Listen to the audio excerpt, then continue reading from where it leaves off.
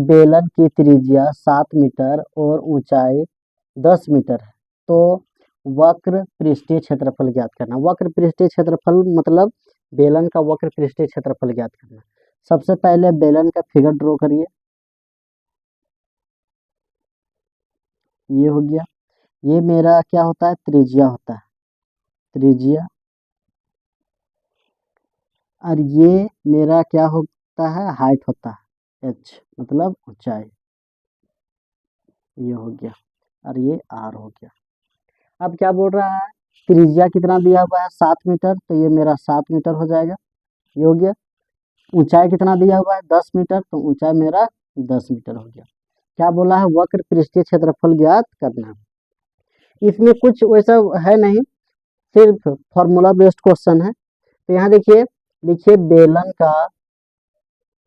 बेलन का वक्र पृष्ठीय क्षेत्रफल। वह बेलन का वक्र पृष्ठीय क्षेत्रफल होता है 2πr/h होता है, ये हो गया फॉर्मूला। अब बैठा दीजिए, ये 2 हो गया, पाई का वैल्यू क्या होता है 22/7 इंटू r मेरा कितना है 7 है, तो यहाँ 7 लिखिए, इंटू h मेरा कितना है 10, तो ये 10 हो गया। ये 7 कट जाएगा। अब यहाँ देखिए, ये 2 इंटू 22 इंटू 10 हो गया, 22 दूनी 44 इंटू 10। आप लोग जानते हैं क्या कि जहाँ भी जीरो रहता है उसको गुना करने में आसान होता है। ये डिजिट उतार दीजिए और ये जीरो साथ में उतार दीजिए। क्षेत्रफल निकाल रहे इसीलिए क्या हो जाएगा, मीटर स्क्वायर हो जाएगा। यही आप लोग का क्या होगा, आंसर होगा।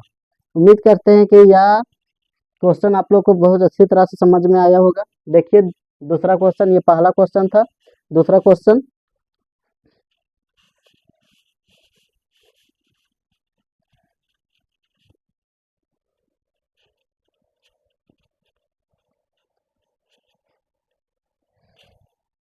दूसरा क्वेश्चन में दिया हुआ है क्या, एक बेलन की त्रिज्या 7 मीटर है और वक्र पृष्ठीय क्षेत्रफल 616 मीटर स्क्वायर है, तो ऊंचाई ज्ञात करना है।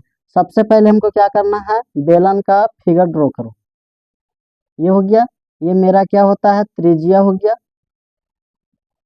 त्रिज्या 7 मीटर, तो ये भी मेरा क्या हो जाएगा, ये ऊंचाई होगा।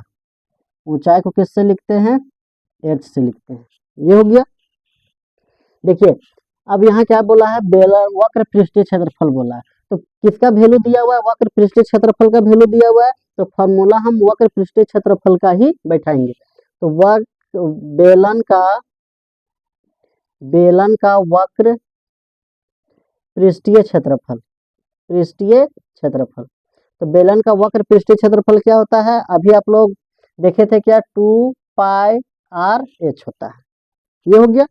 अब यहाँ देखिए वक्र पृष्ठीय क्षेत्रफल कितना दिया हुआ है, देखिए यहाँ 616, तो यहाँ क्या लिखेंगे 616 मीटर स्क्वायर।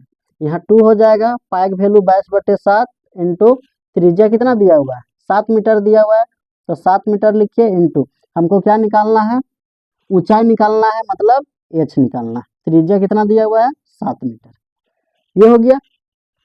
इसको काटिए, कट रहा है तो ये 7 कट जाएगा, 2 से काटिए, 2 तिया 6, 2 अठी 16, 2 से काटिए, 2 एकम 2, 2 एकम 2, 2 से काटिए, 2 एकम 2, 2 पचे 10, 2 चौके 8, 11 से काटिए, 11 एकम 11, 11 चौके 44, तो ये मेरा h इक्वल टू कितना हो गया, ये 14 मीटर हो गया। यही मेरा क्या हो जाएगा, h हो जाएगा, ऊंचाई हो जाएगा।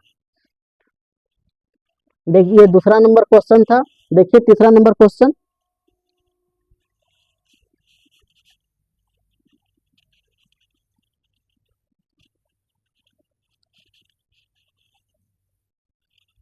देखिए तीसरा नंबर क्वेश्चन बोल क्या रहा है, बेलन की ऊंचाई 5 मीटर है।